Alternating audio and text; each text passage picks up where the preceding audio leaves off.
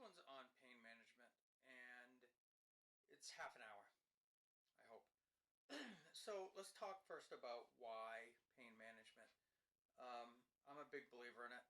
I mean, I've had a lot of paramedics um, giving me shit about it, calling me Dr. Feelgood, because they quote-unquote don't do that. I don't do pain management. Part of that problem is that the state of Massachusetts didn't have pain management protocols until, I don't know, 8-10 years ago. And a lot of the mass paramedics now are being trained by mass paramedics who never used pain meds. I'm a huge believer in pain management. I started as a paramedic in an ER-based EMS system at Frisbee in Rochester, and at the time, so this was the latter half of the 80s, one of the biggest complaints that hospitals were receiving from patients is that their pain wasn't managed appropriately. And so the ER docs were getting it pounded into them that they needed to do a better job with pain management. And I had day-to-day, minute-by-minute interactions with these ER docs because I worked beside them. And so it rubbed off on me. And, you know, I've had a few injuries. I've had some surgeries. I've injured my ankle. I've, back pain. I've had enough pain in my life to know that pain management's a big deal. We've kind of gone overboard, though, and now everybody's saying, well, we've created all these drug addicts and we need to back off on pain management. When you compare what I can do as a paramedic for cardiac arrest, it's not that much, right? We don't have a great success rate with cardiac arrest. How often do I do chest decompressions and surgical crikes? I've never done a surgical crike. It's been 35 years. Done a bunch of decompressions, but I deal with pain management on almost a daily basis. So I do not have an issue if a BLS crew calls me for an intercept. What I do have an issue with is an EMT or an AEMT not calling for pain management because, well, we don't do that. Or, well, I gave him Tylenol. I took a patient into the ER sometime over the winter. I said, why didn't you call? I gave him Tylenol. Okay, how much did you give? I gave him one of the little cups. This is a full-grown adult male, like 240 pounds. You gave him a little cup of Tylenol. Do you know how much that was? I think it's $3.25. No, the little pediatric cups are 120 milligrams, or 160 milligrams, rather. That's not an accurate dose, not an adequate dose. So know what you have that you can give and know what their limitations are.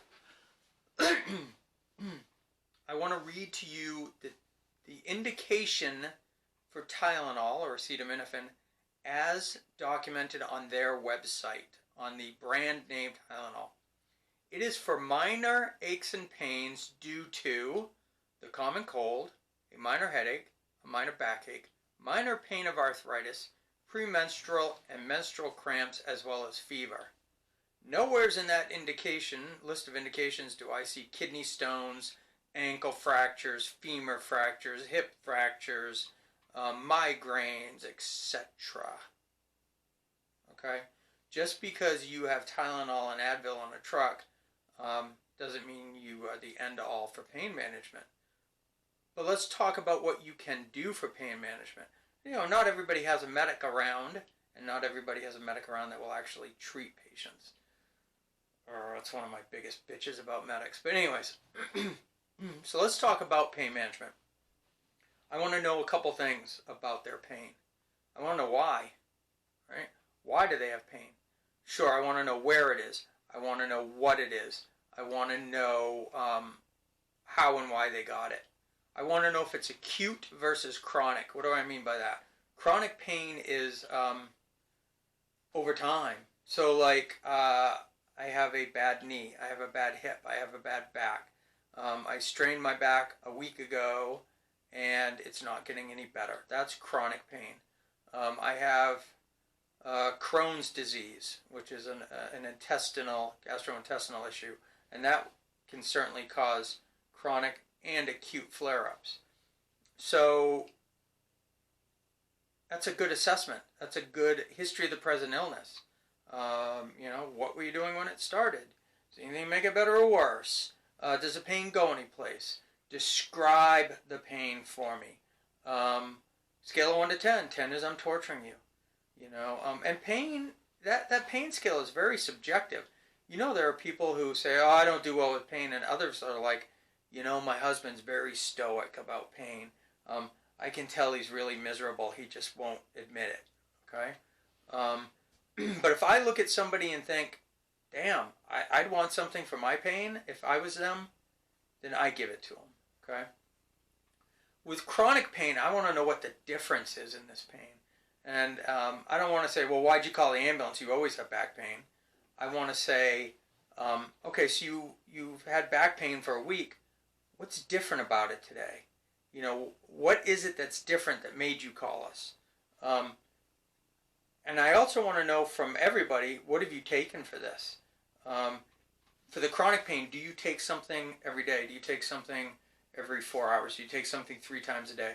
When was your last dose? And if they haven't taken something, I want to know why they didn't take it. Okay, maybe they're nauseous and we're having trouble keeping things down, okay? I want to know what their last meds were, because that's going to dictate what I give them. Some of the BLS things that we can do, everybody, the medics should be doing this too. Splinting, right? I see a lot of crappy splints. What do I mean by crappy splints? What are the rules for splinting, right? Splint the joint above and below the injury site. So, if we've got a forearm injury, we put them in a sling, we immobilize the elbow, we immobilize the wrist. That's not rocket science. Everybody does that. They get a humerus or a shoulder. We put a sling and swath on them.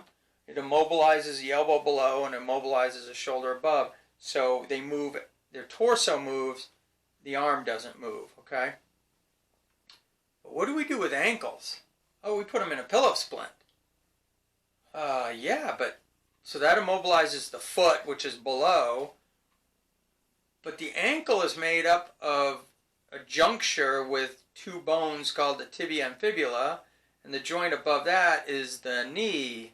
So why aren't we immobilizing the knee when we do a ankle? Because remember, the ankle isn't just the little bones that butt up against the tib fib, okay? So good padding. Some padding, good splinting, good padding around it. Remember, there are voids. So like if you think back to backboarding, the small of the back, there was always a little void, and we never put anything in there, although we were taught to. Well, in theory, we were taught to. And people end up with lower back pain worse on a board than they had from the injury. Same thing with an ankle. If you're going to put a long leg splint on them, right? The joint below, the joint above, put a long leg splint, that splint is straight, whereas the leg comes in and comes out. So wrap, put some towels in there. Put some padding in there. Elevation. Elevation is your friend because it helps prevent swelling. The majority of pain caused by a musculoskeletal injury is swelling. That tissue swells up, and that pressure is placed on the nerves, and that causes pain. So you splint it so it's not wiggling and jiggling anymore. You elevate it to help prevent swelling, and that will help with prevent pain. Ice. We don't do enough ice packs. I'll throw 1 ice pack on it. Those disposable ice packs last anywhere from 5 to 20 minutes. Right? One of the supervisors and I the other day he popped one and it didn't even get cold. Okay, so don't just pop it, throw it on an ankle. Okay, you're at a house, get a gallon Ziploc bag, have them get a gallon Ziploc bag, their family, and fill it from the ice machine. Put something over the skin, right? I mean, here's the other thing I see people do. They don't expose these injuries. They leave their socks on them.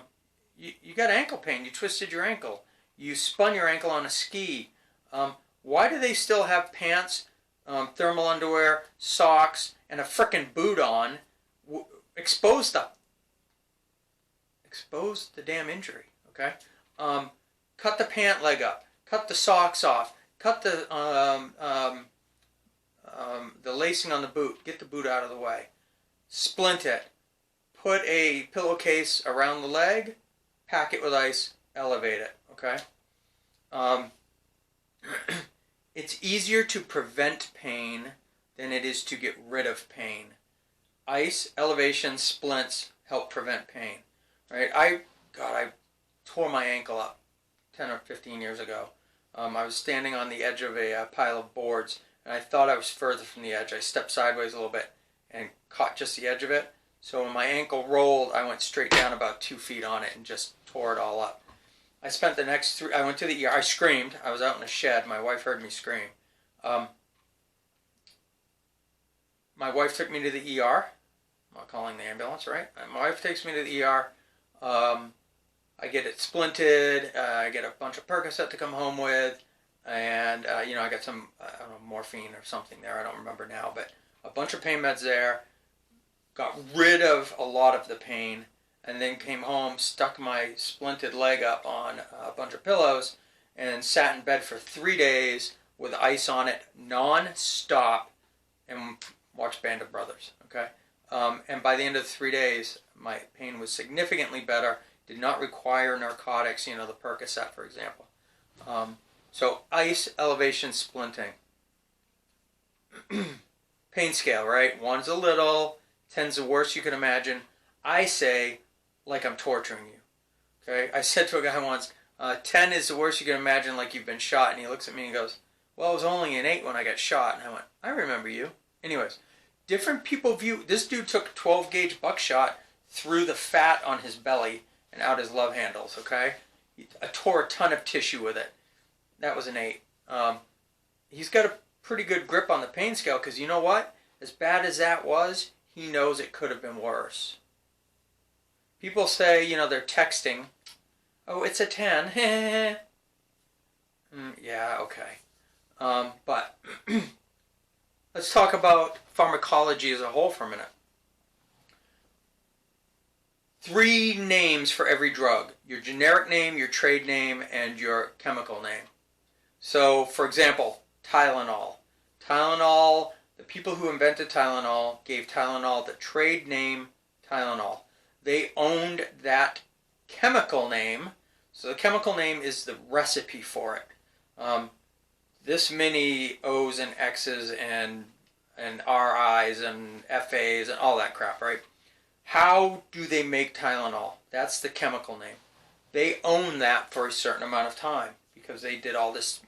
They spent all this time and all this money researching it and developing it. They get to have an amount of time to be the only ones to sell it so they can make their money back and make a profit. They also assign it a trade name, a generic name, I'm sorry. So Tylenol's trade name, generic name, acetaminophen. So at the end of their protected trademark time, other companies are starting to gear up and make acetaminophen. All medications have an indication. Why are we giving it? Minor aches and pains. They have contraindications. Who does not get this drug? Of which, of course, allergies are always the #1 contraindication. What is the dosing for it? How much are we giving? How often can we give it? And what's the max dose in 24 hours? And also one of these other terms called untoward effects, like we know that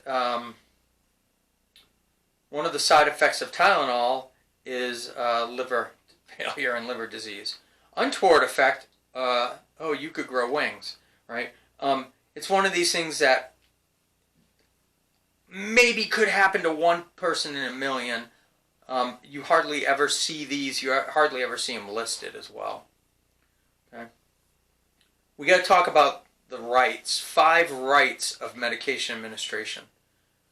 Is it the right patient? And this is a generic statement, mind you. This is whether you're an EMT, a paramedic, a nurse in an ER, a nurse in a nursing home. you are a special forces medic in a camp in Afghanistan, okay? Is it the right patient? Is it the right drug? Is it the right dose? Is it the right route of administration? And is it the right time? We need to think about this even though we only have one patient. That patient in front of us is one patient. We're not going down a nursing home floor with 42 patients and one med cart giving the right drug to the right patient. So when I think of right patient in EMS, I think of it as, is it the right patient presentation as well? Okay. My patient is in pain, so it's pain management. These are my options. Okay, versus my patient is in tachycardia, and these are my options. So the right patient and presentation. The right drug. When you pick up a drug, don't grab the drug because it's a cup in your box. You don't pick up a drug because it's the purple box, and that's atropine. You don't pick up the, okay? You pick the drug up, you look at the box, and you verify on it. This is acetaminophen, which is Tylenol. This is the dosing of that drug. This is a concentration of that drug. This is a 325 milligram tablet. This is a 500 milligram tablet. I want to know what the dose is from my patient. And I want to make sure I give them the right dose based on what this box says. Now when I look at the right drug, I pull it out of the box. Sometimes they've got an inner wrapper as well. Or like Narcan. Comes in a box, a lot of times, the Bristol jets of it. Narcan. You take it out of the box, you look at the tube that the med's in, make sure it's also Narcan. People make mistakes, right? You don't want to pull a drug out and say, oh, it's Narcan, and give it and realize that there was a mistake at the factory and you just gave whatever. Okay. I was standing at a pharmacy window for my own asthma medicines one day, and I'm watching her, pour them out on the little tabletop thing they have, and she's counting them out, 5, 10, 15, 20. And I'm looking at the bottle, I'm like, ma'am, that's supposed to be, I don't remember what it was at the time. She goes, well, that's what it is. I go, no, you're giving me low pressure.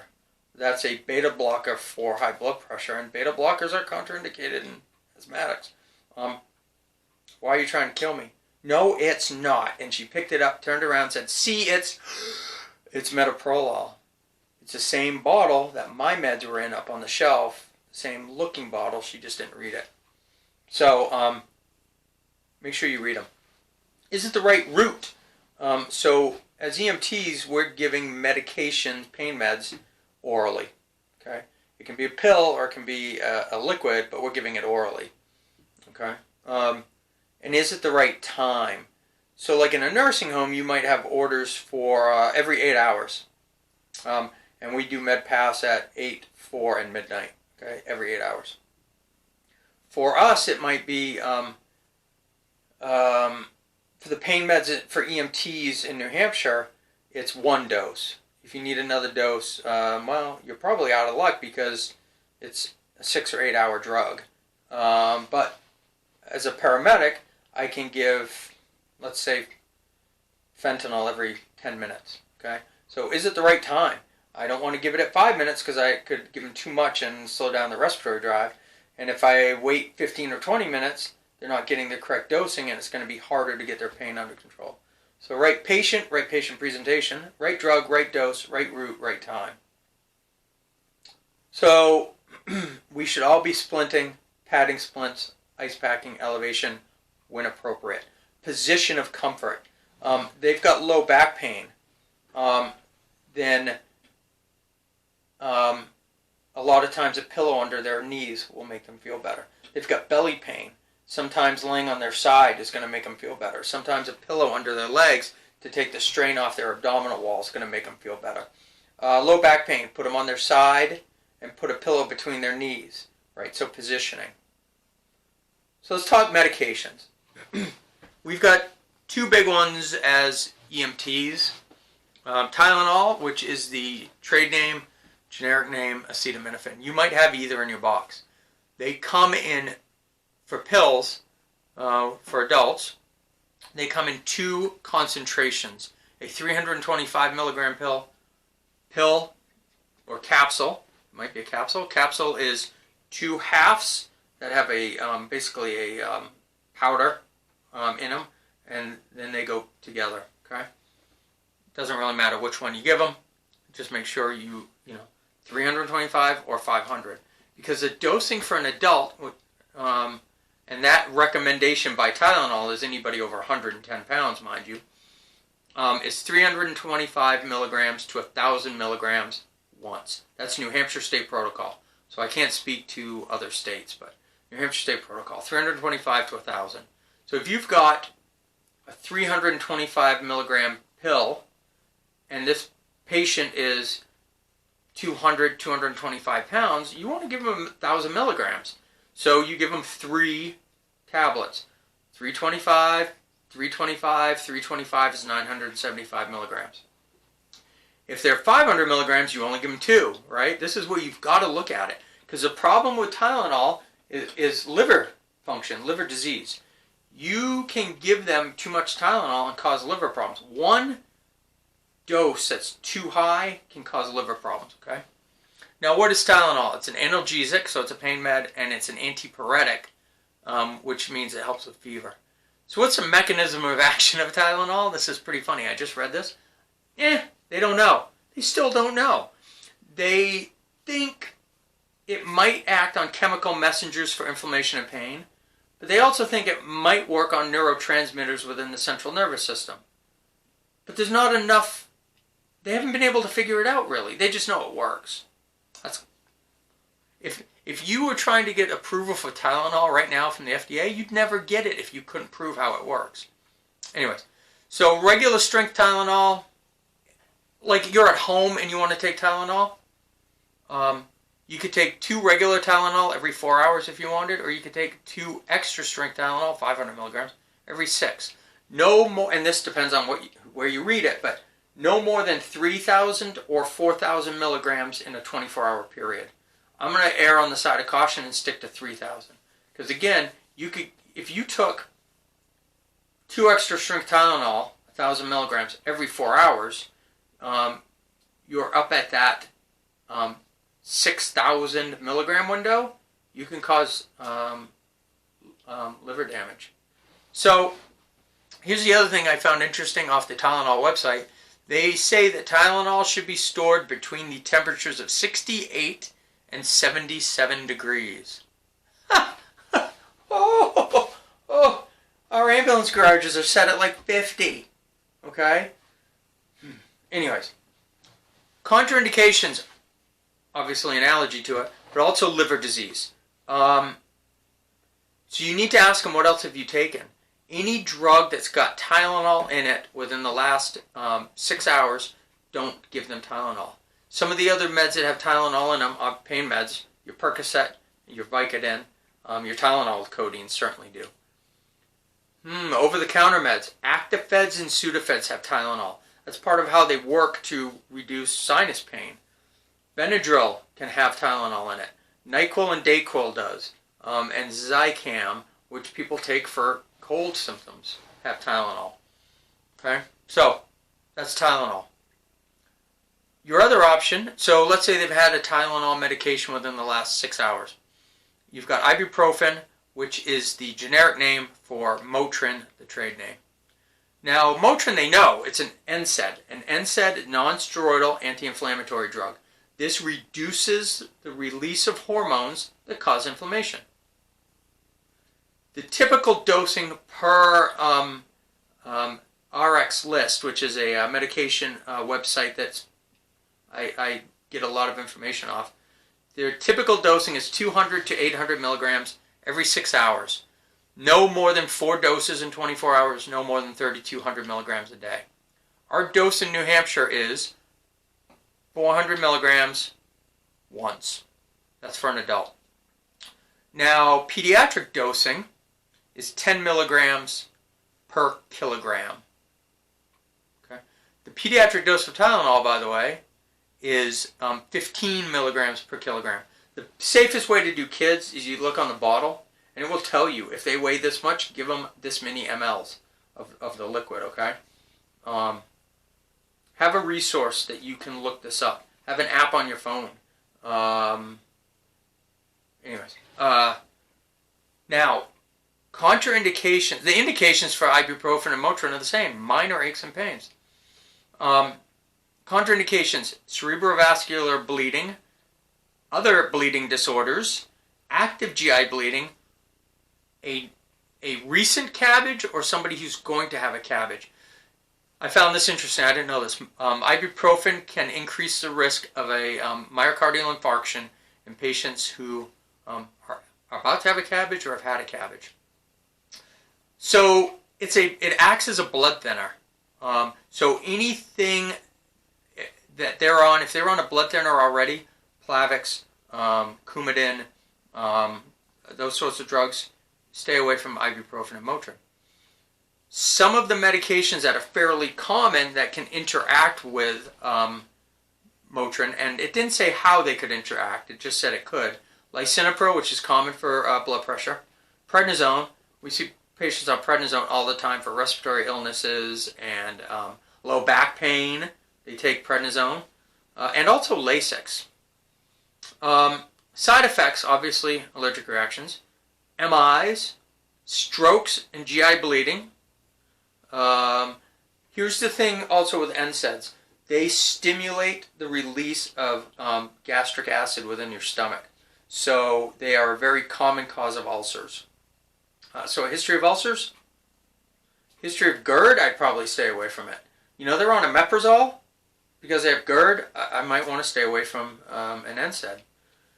Now, common signs and symptoms that they list: nausea, vomiting, and gas, bleeding, and for some reason headache. So those are the two EMT level pain medications. There is a phenomenal pain med for the AEMTs. It's called Nitrous Oxide, and we're seeing it again more and more pre-hospitally. Well, what we're seeing is services have it again, but nobody's using it because nobody's taught the AEMTs how to use it or what it's for. It is a great drug. I love this drug, both personally having had it for pain, but also as a paramedic using it for pain. It is a self-administered drug, so it's a mix 50-50 of nitrous and oxygen. And dentist's office use it, oral surgeons use it. It's kind of funny because, again, they're not really sure how it works, except that they know it works on both opiate and benzodiazepine receptor sites. So it's not something that will act like a narcotic and overdose you with it. If you overdose on it, it's because it's pure nitrous. There's no oxygen. You've displaced oxygen and you suffocate. But you didn't care because you were, in La La Land. Self-administered. They hold a mask or a mouthpiece, put it in their mouth, and I tell them, I want you to take a deep hit and hold it, just like you were smoking a joint when you were a kid. Even if they didn't smoke dope, they know what I'm talking about. And they hold it, hold it, hold it, hold it. Okay, exhale. Take another hit. Because if people just breathe through it normal, especially older people, little old ladies with lower tidal volumes and little bird breaths, they don't get a good gas exchange for it. So take a breath in, hold it. So it is a absolutely phenomenal drug for musculoskeletal pain. Your back spasms, your low back pains, your lifting injuries, your fractures, your ankles, knees, femurs, tib fibs, wrists, forearms, shoulders, shoulder dislocations, humeruses. Phenomenal. Absolutely contraindicated abdominal pain, blunt chest trauma, head injuries, and dive emergencies. How come? Nitrous vapors are heavier than air, and those molecules will collect in pockets where there are pockets that exist. So if you have a pneumo, and that nitrous is sneaking out of that, it will collect in that pocket and will actually sink in the chest. So we do a chest decompression, and we let air out. That nitrous, though, is still collecting in there. It can collect if there is trauma within the abdomen. It can collect in pockets in the abdomen. if there are gas pockets in the abdomen, you know, they've got gas in their GI system, it will collect in those pockets and can make it worse. Well, how can that happen? Well, because nitrous, like air, goes out through the vascular system and leaches out into the cells. Okay. Dive injuries, right? Those are folks who already have gas pockets built up in different organs or joints, and they have a bunch of horrific pain. Now, one of the contraindications to nitrous, if they've already had ketamine or an opiate, and I don't know why, it's just one of the things for New Hampshire Medical Control. What will you see with nitrous? If they take it, if they just go kind of take their little hits off of it, they might get giggly and it might not hurt as much. But if they take a couple of good hits off it, they're going to go out. They're going to pass out. And you know what, though? They're going to keep their respiratory drive going. Their SATs are going to stay good. They're going to drop the mask, their hand down with the mask, and they're not going to be screaming, crying, thrashing, puking, etc., right? And you get a nice, quiet ride to the hospital. As soon as they start to move again, hey, take another hit! And they... and out they go again. It's a phenomenal drug. I highly recommend it for your trucks. Here's kind of one of the funny things. Nitrous is legal in most states. You know, I can go down to the gas company, medical gas, air gas, welding gas, all that, in Gonick, New Hampshire. I can buy nitrous. I can buy it for my car. They use nitrous oxide as a booster fuel for rockets. You know, they put nitrous in race cars. Guys will put nitrous in their trucks and cars so they can get a boost, because it's an oxidizer. It makes things burn better as well. So don't use it around an open flame. So you guys have done this. You look at them and say, they got a broken ankle. This Tylenol is not going to help much. Okay, splint, pad the splint, elevate, ice, give them the Tylenol, call me. I can come in, I can give them Toradol, like for a kidney stone. If I had a kidney stone patient as an EMT, I'm going to choose Motrin, because ibuprofen is in the same family as Toradol. Toradol was created for kidney stones. They may not get a lot of relief from that ibuprofen, but it should be better than they would get from Tylenol. Then I can move into the big guns, the fentanyls, the morphines, Dilaudids, and ketamines. Okay. Please be kind to your patients. Do the true BLS skills, and then the medications appropriately, and call for an intercept when you need it. The worst the medic can say is no. And then, you know, if you think it's inappropriate, write them up afterwards. All right. So that's pain management. Again, if you got questions about it, comments about it, emsabounds@gmail.com. Thank you.